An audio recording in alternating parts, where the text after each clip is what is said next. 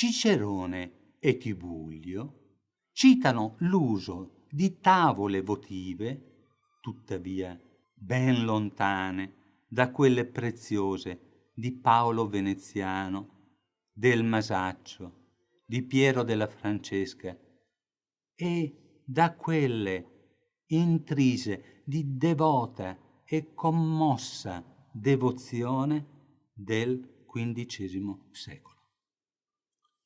A Lonigo, nel 1491, Filippo Campese ne fa dedica a Nostra Madre Miracolosa. La strada per arrivare al tradizionale ex voto passa attraverso stampe di raccomandazione. Chi si allontana dalla giusta via sappia che l'attende brutta compagnia.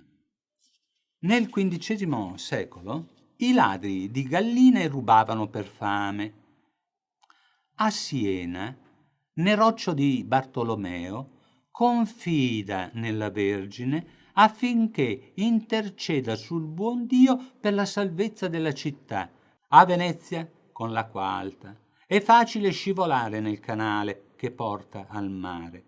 Ma San Vincenzo è intervenuto. Siamo sicuri che il luogo sia Venezia? L'opera è di particolare interesse. Che sia finita nel fiume, non vi è dubbio. Una chiusa, aperta, avvia la sfortunata ad un più largo flusso di una città fortificata.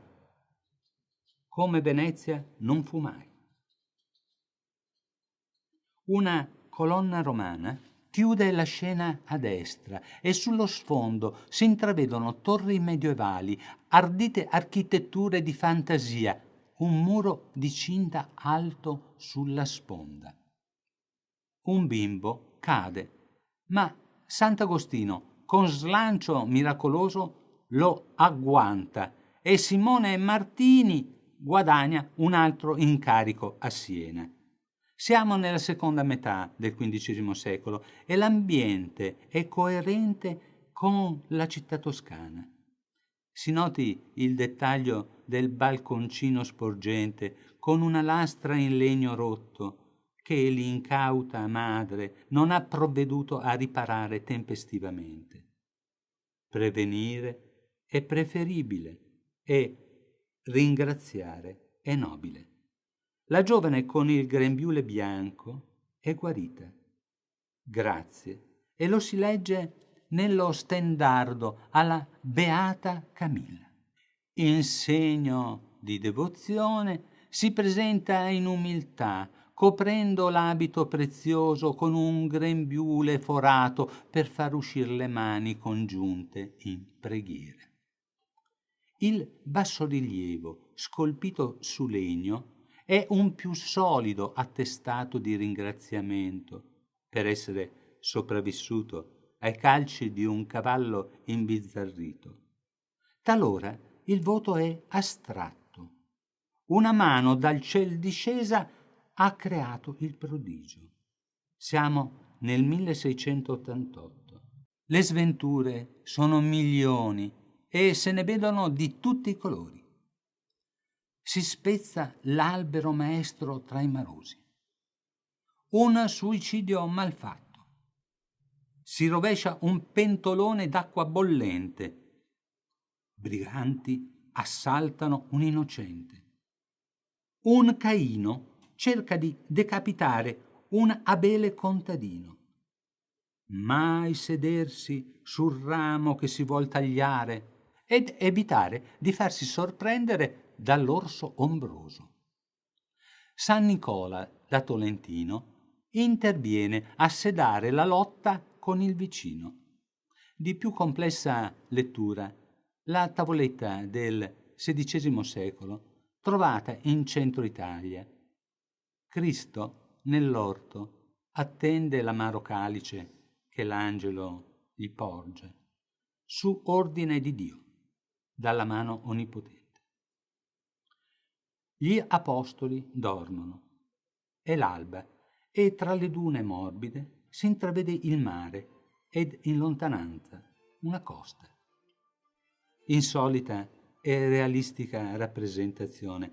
La sofferenza di Gesù è uguale a quella della madre e l'intercessione è cosa fatta. Uscir dal pozzo è cosa rara, a Dio piacendo. Più frequente è scivolare sulle scale. L'epistassi è forse metafora di uno sgocciolamento più intimo? Un bimbo è salvato dal martirio da Santa Caterina d'Alessandria e se arrivano i turchi, che un santo ci salvi. Uno dei due miscredenti ha perso la testa per un restauro malfatto. Sue sono lancia e scure che minacciano la cittadella. Chi è, senza colpa, peraltro, lanci la prima pietra. Qualcuno l'ha fatto, centrando la poverella. Far salva la pelle, lasciandoci sacca e bisaccia ai briganti, merita un grazie speciale. Talora si prega perché l'agonia sia breve e se appare Sant'Antonio anche la sacra rota può girare nel giusto. Il naufragio coinvolge un naviglio. Madre e figlio avranno avuto un grande affare per quietare il mare. Il mare può salvare se chi assale ha argomenti ferrei. Due dettagli. Il codardo ha perso il cappello, ma regge la spada ed una canoa sta per arrivare per portarlo in salvo al battello attaccato al molo. Miracolo, che non abbiano pensato di tagliare l'ormeggio mandando alla deriva il naviglio. Se qualcuno crede che il tempo porti giustizia si sbaglia e tra suocera e nuora da sempre scorre sangue amaro. Questa scena ha due momenti. Il medico prova inutilmente a liberare il ventre della paziente, gonfio di tormento. Ci penserà la Vergine a cacciare 3 indemoniati che le ingombravano le viscere. I pirati vengono malmenati grazie a San Nicola da Tolentino, mentre Santa Lucia, che nonostante la tortura ai suoi occhi ci vede benissimo, guarisce l'occhio dello spadaccino maldestro. Maria, Gesù, San Pietro sorreggono l'albero su cui albergano 2 rifugiati dall'alluvione, mentre, non si capisce la ragione, 3 figure sono avvolte da fiamme che la bomba d'acqua non ha spento. Che siano demoni? No, sono le anime intercedenti del purgatorio. Una novità. La paglia si può incendiare e la bottega andare in fumo.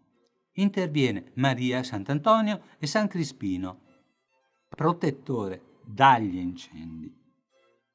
Il 6 marzo 1724 Anna di anni 2 cade in un lavatoio, salvata a denti stretti dal padre e dalla Vergine dei Bagni.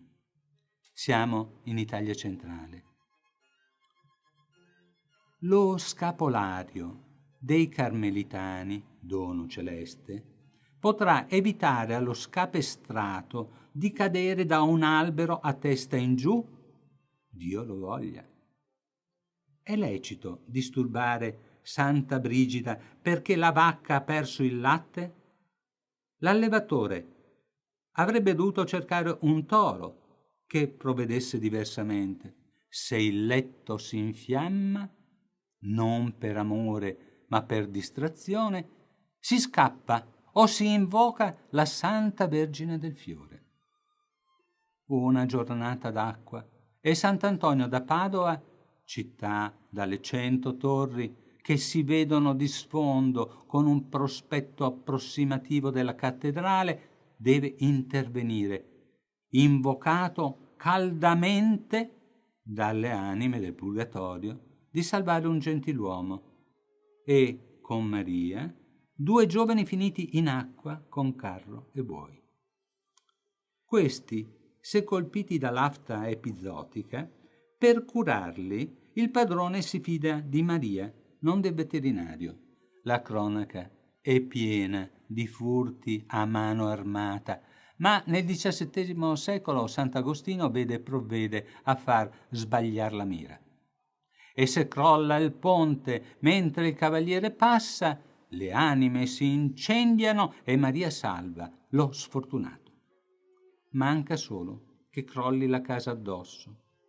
Accadde a San Giuseppe da Copertino che, da bravo cappuccino, salva lo sventurato. Passano i secoli. La storia di disgrazie cambia ma si ripete e lo stile si adegua. Una ragazza precipita dalla finestra con un gatto nero. Surreale. Un gatto nero porta male anche in casa? O la bimba si è lanciata per salvare il gatto caduto dal balcone, ignorando che ha 9 vite? Sant'Antonio comunque rimedia. Si costruisce in altezza, ma l'ascensore non è in sicurezza. Santa Maria, aiutaci tu. Si parte per il servizio militare e ci si raccomanda perché, anche se alpini, in montagna ci si può smarrire o cadere da cavallo per quanto graduato sia il carabiniere. E se è guerra, la morte è d'ordinanza, sia a terra che in mare. Ci rivolgiamo a Sant'Arcangelo Gabriele, protettore dei registi, affinché su di noi non ricadano sbadigli, ma sorrisi.